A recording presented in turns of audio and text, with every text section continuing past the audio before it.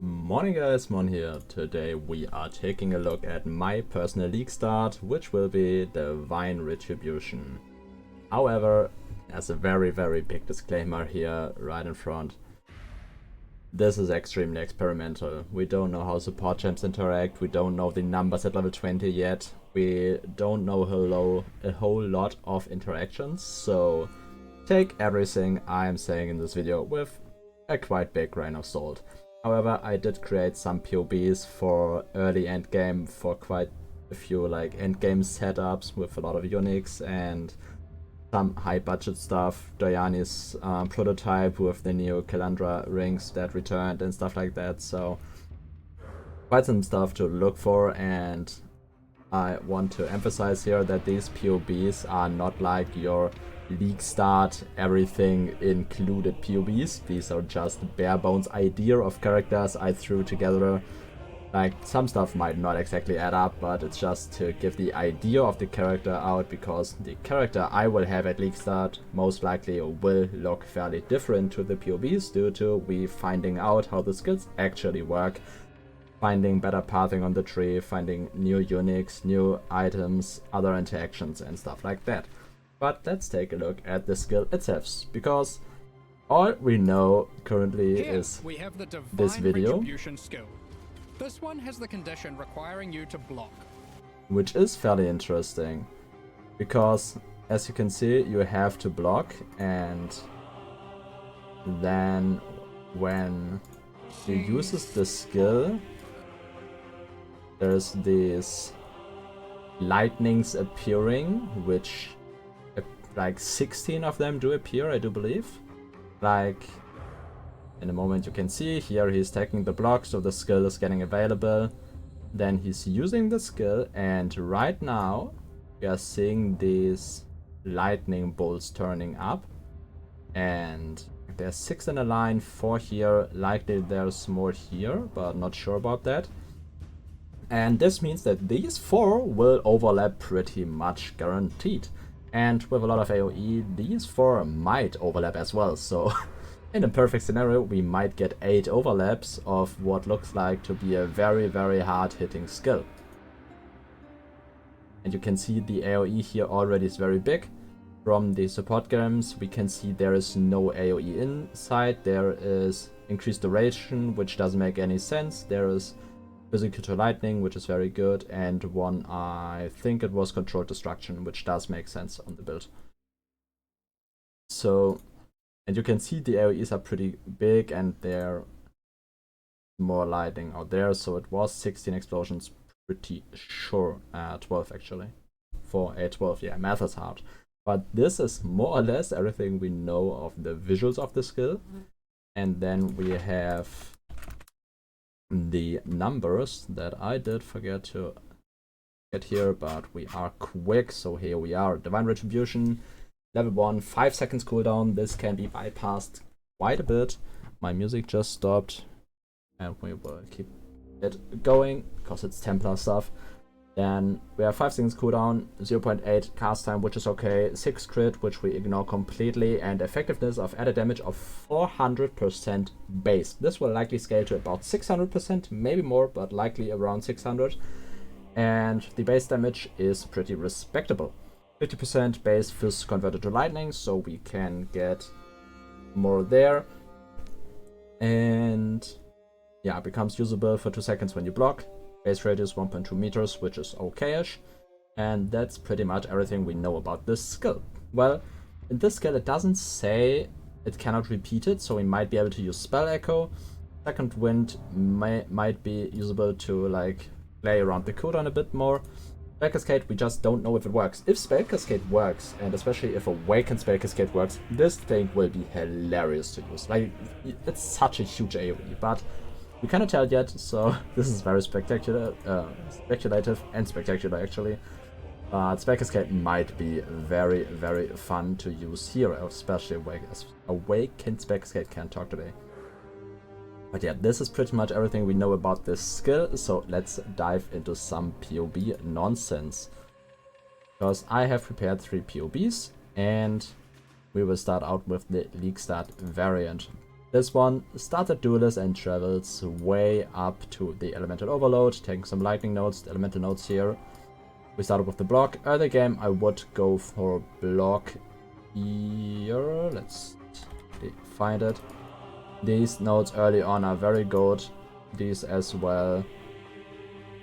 And then you just want some block here, and very important, chance to block spell damage if you blocked attack recently, and these nodes here, careful counter attack together with glancing blows, might be a very good option very early on to just trap it there immediately, just go straight there, so you have more or less cap block when reaching lab, because you can go either Determined Survivor first, which would give you 50% base block, which is very good, but you could go Measured Retaliation first and go for glancing blows early, which would not be as much block, but a higher chance to recast the spell, because Measured Retaliation gives a chance to make the skill usable again after using it without needing to block again and not using cooldown. So with Measured Retaliation and later on the No Forgiveness Anoint, we can get 70% to not use up a cooldown use, which might lead to interesting chains for this skill, and play around the cooldown more freely. This pretty much is the base idea of the build. For the gear I mostly took rares with just base like life resistances, some chaos resistance to get capped.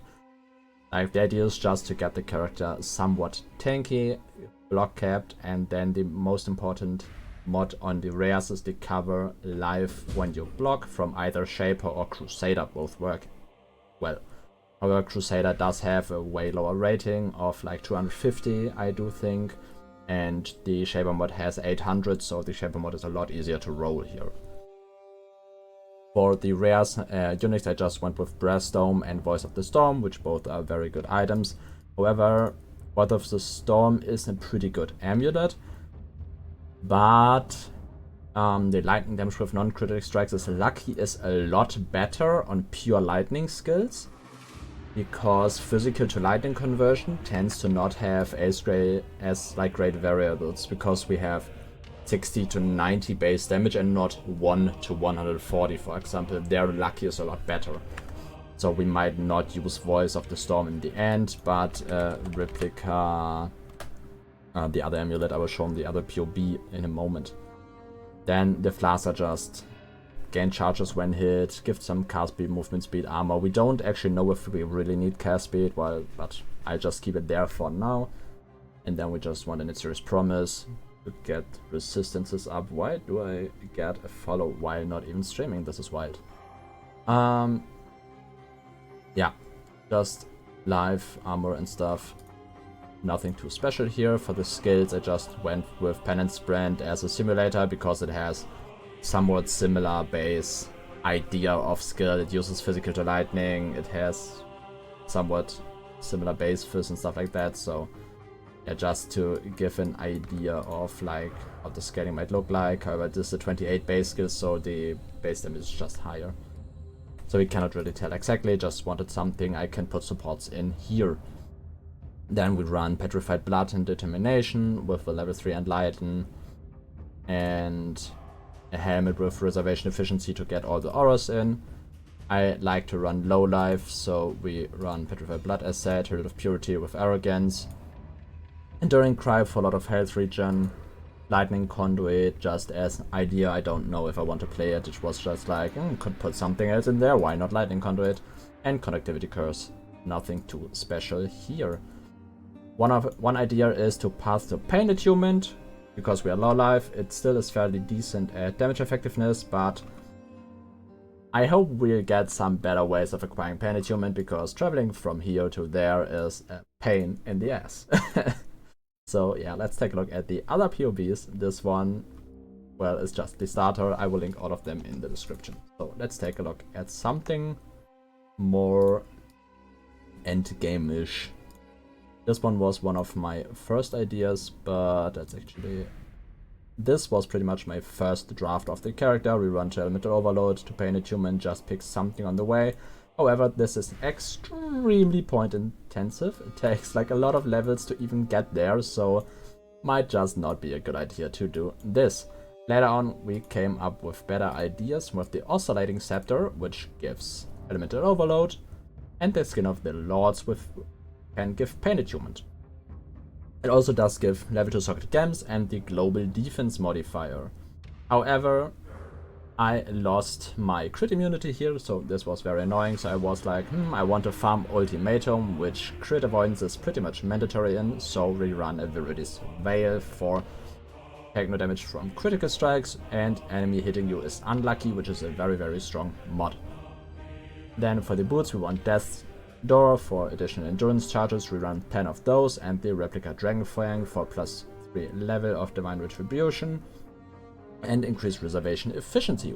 This gives us the life to actually make us being able to overleech, which is very good as well.